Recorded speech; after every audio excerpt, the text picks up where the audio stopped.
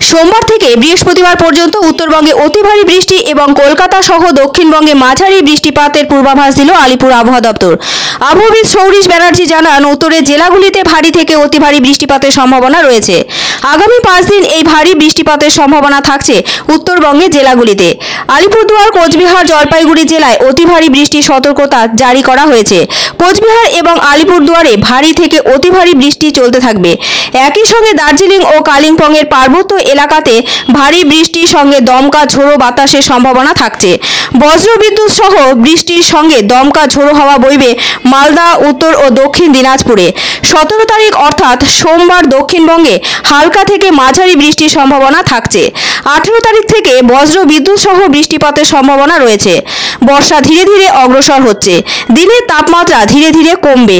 সোম ও মঙ্গলবার পুরুলিয়া সহ বেশ কিছু জেলায় তাপপ্রবাহের সম্ভাবনা রয়েছে।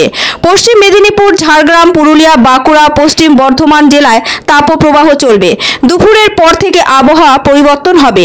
অন্যদিকে কলকাতায় 18 তারিখ থেকে বৃষ্টিপাতের সম্ভাবনা রয়েছে। আগামী 4 থেকে 5 দিনের মধ্যে বর্ষা প্রবেশের সম্ভাবনা রয়েছে। 17 তারিখ থেকে হালকা অথবা মাঝারি বৃষ্টিপাতের সম্ভাবনা রয়েছে কলকাতা সহ তার পার্শ্ববর্তী বেশ কিছু জেলায়। উত্তরবঙ্গের ওপর একটা ঘূর্ণাবর্ত রয়েছে এবং সেই সঙ্গে নিম্নচাপ অক্ষরেখা উত্তরবঙ্গের ওপর দিয়ে গিয়েছে। বিহার থেকে মেঘালয় পর্যন্ত, যার জেরে উত্তরবঙ্গে আগামী কয়েকদিন ভারী থেকে অতি ভারী বৃষ্টির সম্ভাবনা থাকছে। বর্তমানে মেন বৃষ্টিপাত রয়েছে উত্তরবঙ্গের উত্তরের জেলাগুলিতে। ভারী বৃষ্টি কন্টিনিউ করবে আগামী 3 দিন 16 থেকে 18 তারিখ।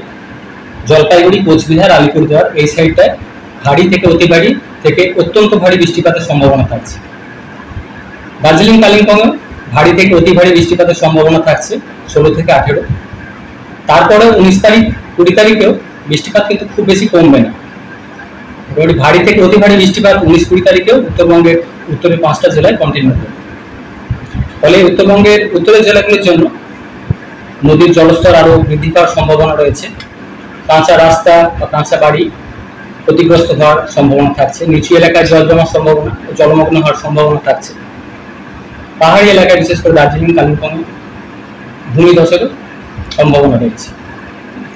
উত্তরবঙ্গের অন্যান্য জেলাগুলোর আগামী 3 দিন প্রধানত বিক্ষিপ্ত ধরনের বৃষ্টিপাতের সম্ভাবনা রয়েছে। তারপর উত্তরবঙ্গের অন্য জেলাগুলো অর্থাৎ মালদা, দুই দিনাজপুর, তারপরে বৃষ্টিপাত কিছুটা বাড়বে। 2-1 জায়গায় বজ্রবিদ্যুতের সম্ভাবনা থাকছে, বিশেষ করে মালদা, উত্তর দক্ষিণ দিনাজপুর এই সাইডটা। দক্ষিণবঙ্গের জন্য 16 থেকে 17 তারিখ প্রধানত বিক্ষিপ্ত বৃষ্টিপাতের সম্ভাবনা রয়েছে। বিশেষ করে পশ্চিমের জেলাগুলো কিছুটা বেশি থাকার সম্ভাবনা। অন্যান্য জেলাগুলো 2-1 জায়গায় বৃষ্টিপাতের সম্ভাবনা লোকালাইজ হবে। 18 থেকে একটু বাড়বে দক্ষিণবঙ্গে বৃষ্টিপাত।